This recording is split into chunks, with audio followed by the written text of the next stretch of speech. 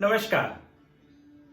आइए आज बात करते हैं कि क्या शूर्पणखा रामायण और रावण वध की एक सबसे बड़ी जिम्मेदार किरदार है।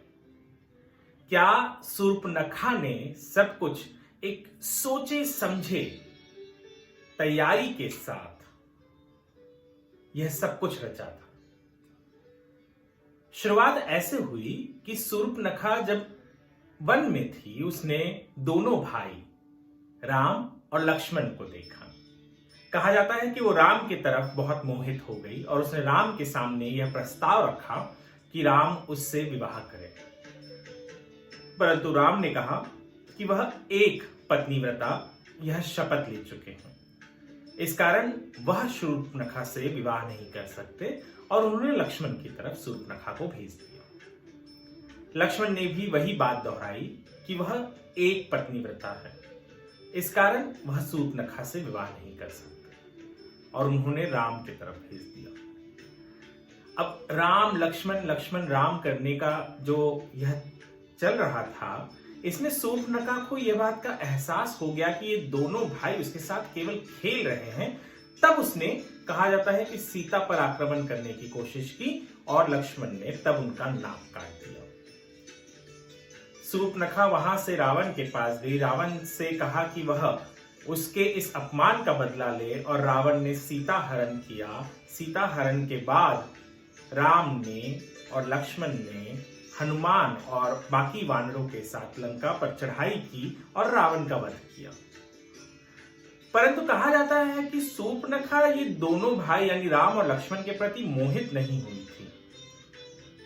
उसके पीछे की कहानी कुछ ऐसी बताई जाती है कि शूर्पणखा एक बहुत ही खुशमिजाज किस्म की औरत थी और उसने अपने पसंद से एक दानव से विवाह भी किया था और उस दानव के साथ वह खुशी से रह भी रही थी। परंतु रावण ने उस दानव का, जो शूर्पणखा का पति था, उसका वध कर दिया था, जिस कारण शूर्पणखा एक विधवा हो गई थी और उसके ऊपर बहुत सी विपदाएं भी आ गई थी। शूर्पणखा आधा समय लंका में यानी रावण के घर रहती और अपने जिंदगी के वर्ष के आधा समय वह वन में अपने बाकी भाइयों के साथ और बाकी रिश्तेदारों के साथ रहती।